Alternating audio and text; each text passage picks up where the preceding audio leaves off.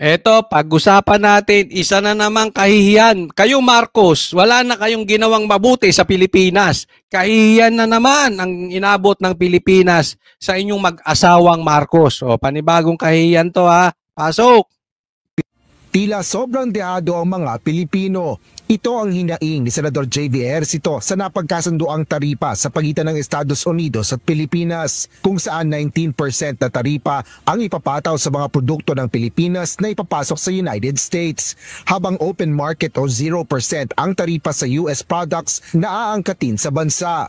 Ayon kay Senador J.V., akala nito ay little brown brothers ang turing ng mga Amerikano sa mga Pilipino. Ngunit bakit anya tila laging naiisahan ng mga Pinoy sa mga ganitong usapan? Aniya, sana ay gawing patas man lang kung tunay nakakampi ang tingin sa Pilipinas. Yun.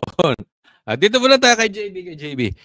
Sakto yung sinabi niya. Akala ko ba little brown brother ang tingin nyo sa amin? Akala ko ba kapatid ang tingin nyo sa amin? Meron bang ganung kapatid? Meron ba namang kakampi ganun?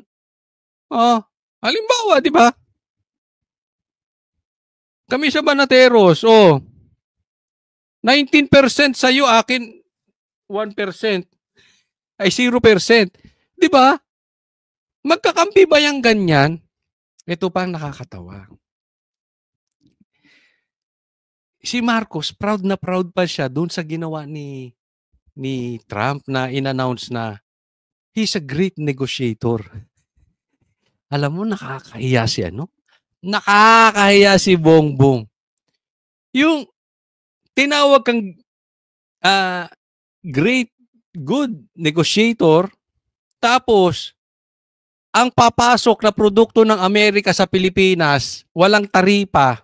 Tayo, ang papasok na produkto natin sa Amerika, 19%. Nabawasan lang ng 1%. Pero sa katunayan, sabi nga parang nung mga nakaraang ilang buwan, nasa ano pa lang yan Parang tumaas pa, parang nasa 15 lang ata. Ginawa lang 20, para kunwari pag binaba ng 19, mukhang okay. Alam niyo yung mga nagse-sale sa mall, tataasan lang yung presyo para pag nag-sale, kunwari nakamura, pero hindi naman talaga. Parang ganito daw ang ginawa dito kay Bongbong. Parang ginisa sa sariling mantika. Ito naman si Bongbong tuwan-tuwa. Nagmukha talagang tanga Pilipino dito. Kasi isipin mo, representative nyo yan Amerika, yan, presidente. Whether we like it or not. Kahit hindi ka man sang-ayong presidente kay Bongbong Marcos. They thought that we are stupid. They thought that we are weak. Kasi pinaglaruan siya talaga ni Trump. Sarcastic yun. Di ba sa inyo, bigyan ko halimbawa, sa inyo magtotropa. May dumating. Ang baduy-baduy. Ay, ang ganda ng forma mo. The best to sa grupo namin pumorma. O kaya doon sa grupo nyo may pinakapangit. Alam mo, sa grupo namin, ito pinakapogi. Hindi po sa nangiinsulto tayo, pero meron tayong ganung mga kagrupo, di ba? Lagi nating niloloko. Yung pagtipong pag wala siya, hindi masaya. Oo. Kasi siya yung pinagtatawanan Di ba? Oo. Tapos pupurihin mo, gustong-gusto niya pa yun. Oy, ang payat-payat mo na. Sa grupo, ikaw siya ang pinakamalaki. Payat. Ganyan po ginawa kay Bongbong. Meeting ng presidente, pinaglaruan si Bongbong. Meeting ng presidente, ginawang tanga si Bongbong. Ito mas nakakatawa. Yung mga kakampi niya, meron siya mga pinklawan na naging pula. At saka yung mga media, binibuild up. Alam mo, nakakatawa.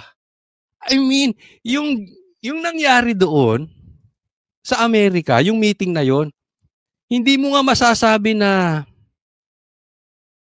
sakto. Okay naman. Lugi lang tayong konti. Hindi. Talagang nakakatawa. Nakita nyo ba ginawang tanga ni Trump si Bongbong? Hindi niya lang madiretso, sinabi pa niya nagpapasalamat ako doon kay Bongbong na ang daming kasama.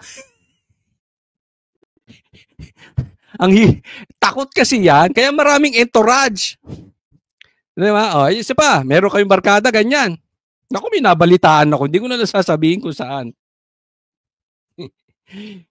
Inimbita sa isang formal gathering. Aba, ang dala isang barangay. Siya pa ang tumira ng leksyon. Pambira. Ganyan po si Bongbong. Ang daming dala. Kayo mag-asawa, wala na ba kayo talagang gagawin sa Pilipinas kung hindi kahihiyan? Yung asawa mo, di ba, may kasama, asawa ng namatay na nagko-cocaine. Nasa entourage ni First Lady Lisa, umamin na nagko-cocaine, nag-EMJ, at nag-iinom. Asawa, nung namatay, naggumamit din. Nagko-cocaine sa ibang bansa. Entourage ni Lisa. So ano tingin ng mga Amerikano sa atin? Addict. Tapos, weak. Luto ang utak kaya pwede mong ikutin. Whether we like it or not, ganyan ang tingin. Ang masama nito, ininsulto pa.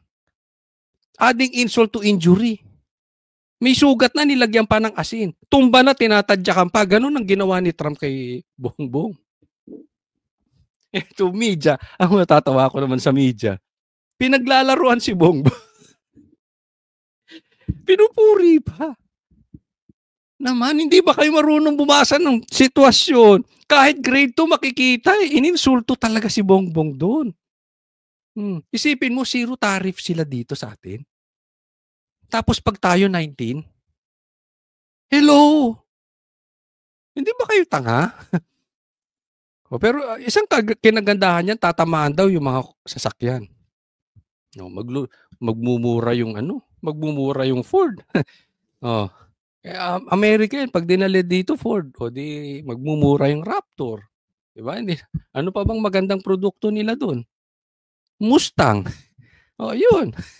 Tunay na kakampi ang tingin sa Pilipinas. Sinabi naman ni Senador Amy Marcos na kailangan pa niyang makita at mabasa ang buong kasunduan. Ngunit ayon sa presidential sister, kahit sinong tanungin, eksperto man o karaniwang tao, ang 19% na taripa para sa Pilipinas habang zero tariff sa US ay walang dudang hindi ito panalo para sa Pilipinas.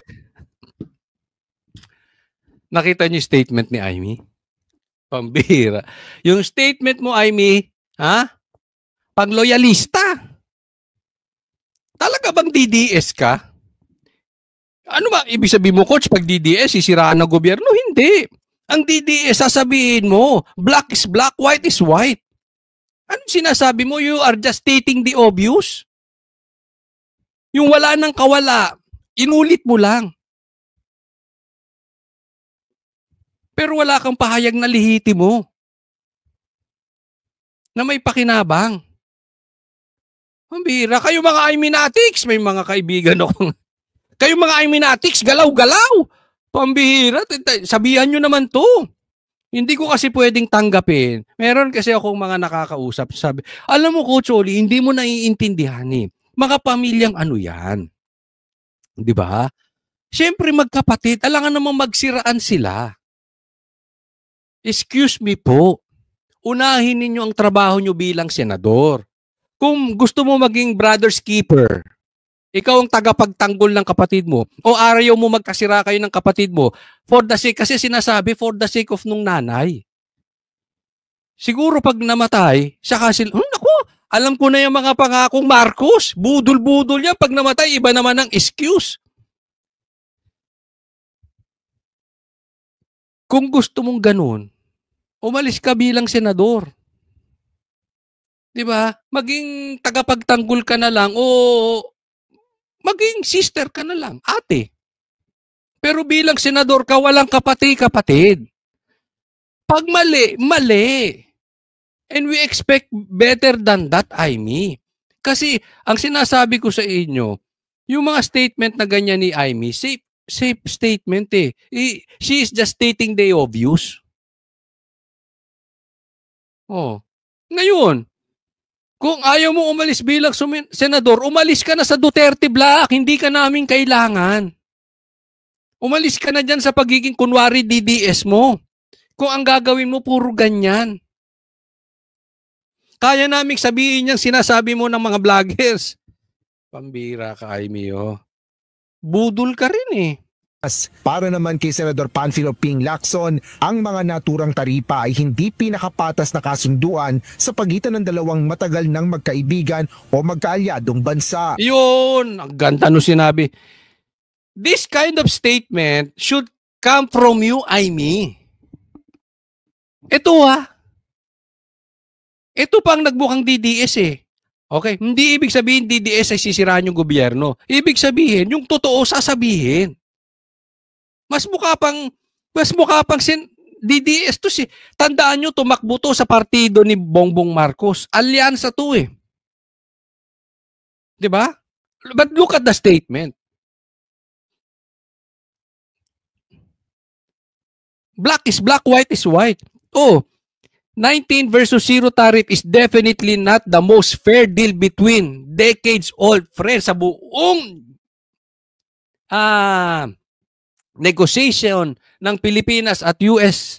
Sa tagal na nilang magkapatid, mag-allies. Hindi, ito ang pinakamasama. Hindi magandang deal. Parang sinabi niya, Marcos, hindi maganda. Ang tagal na natin eh. Ang tagal na nating allies ng magka-allies tayo ng US at Pilipinas. Yadong bansa. Dagdag pa ni Lacson, ito ang pinakamalaking insulto ng isang host na bansa sa bisita nito at panahon na anya para tingnan ng Pilipinas. Ayan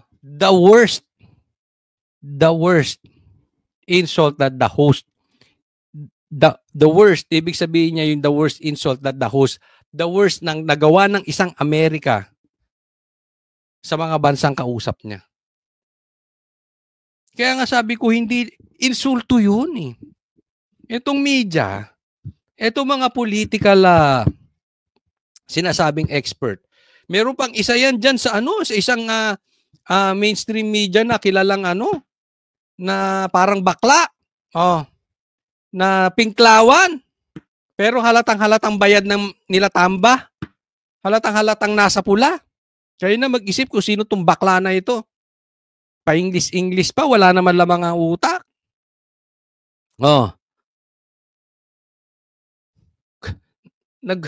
Nabilib pa rin sa pinopromote pa, parang tanga lang. Diba? Insulto yun. Kasi nga, nauto na ni Trump si BBM, tapos tinawag pang good negotiator. Talagang pinaglaruan siya ni Trump doon. Aimee naman. Dapat yung statement mo, statement ni Lacson. Kasi siya tumakbo bilang alyansa. At ikaw na nagke-claim na DDS, dapat yung statement mo, yung statement ni Lacson. Budol ka rin eh. Mana ka sa kapatid mo, kaya sinasabi ko sa inyo, kayo huwag kayong magpapaloko sa mga Aimenatics. Budol-budol yan sina Aimee. Ano ba sabihin sa amin? May mga nakakausap kasi ako na believe kay Aimee. Sabi niya, coach, kailangan natin sundin si Sara. Siya leader natin, sinabi suportahan eh. Teka muna, kami banateros, hindi kami sumuporta kami full time kay Sara.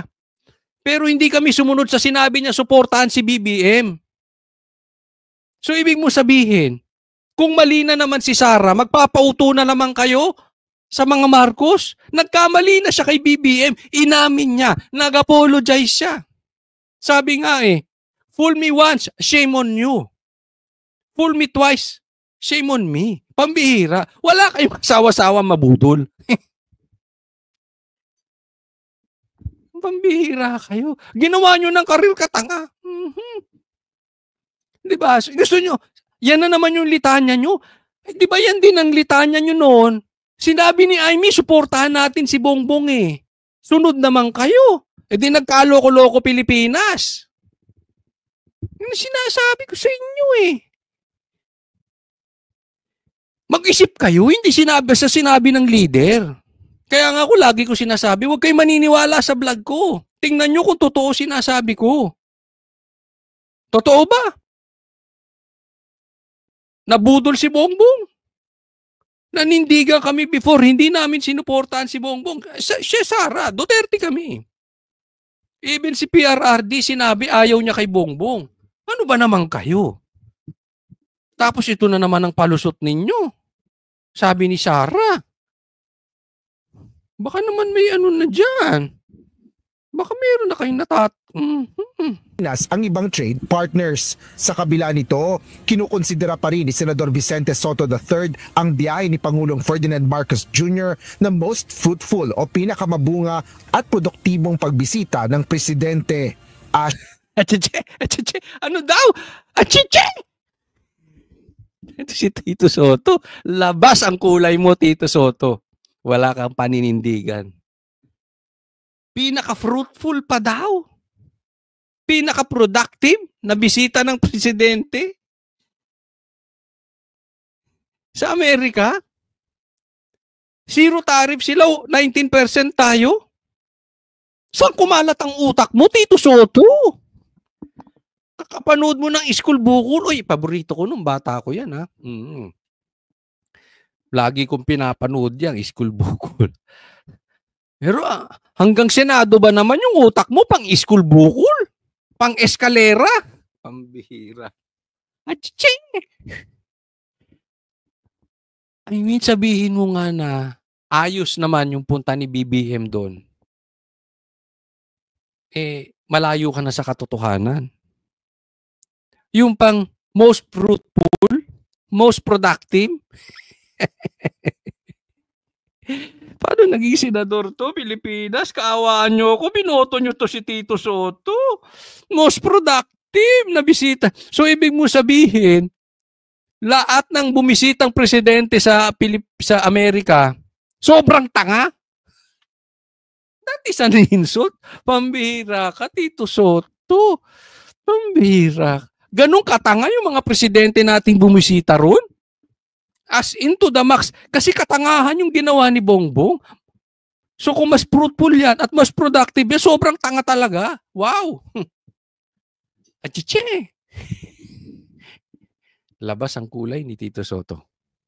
Diba? Sabi ko sa inyo, malakas ang pakiramdam ko rito nung una pa lang nagmamadali sa impeachment. Ngayon, yung mga believe kay Tito Soto. Yung mga panatiko ng Itbulaga, ng TBJ. Okay pa kayo?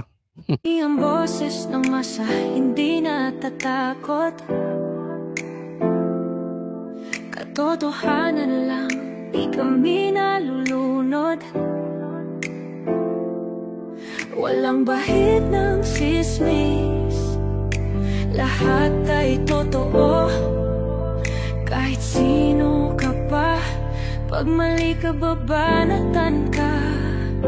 Walang pinipiling kulay, wala kaming kinikilingan. Basta para sa bayan, kami lalaban. Pagdama palakpakan, pag mali banatan. Di matitinag, di matatakot, para sa bayan tuloy ang sigaw. Sa harap ng kamera, walang halong takot.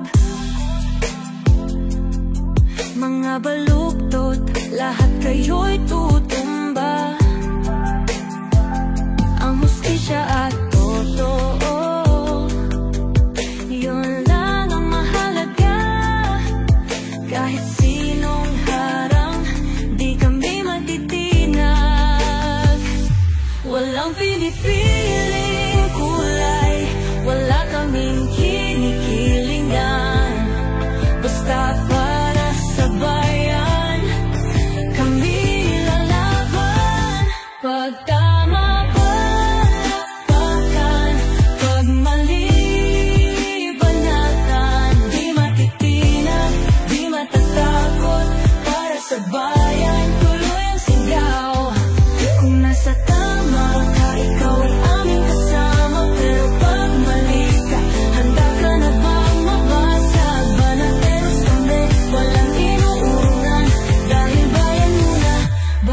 ang sarili.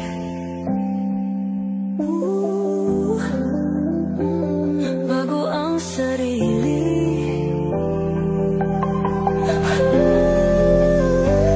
Pag tama palakpakan, pag mali banatan, banates ang sigaw, katotohanan ang laban.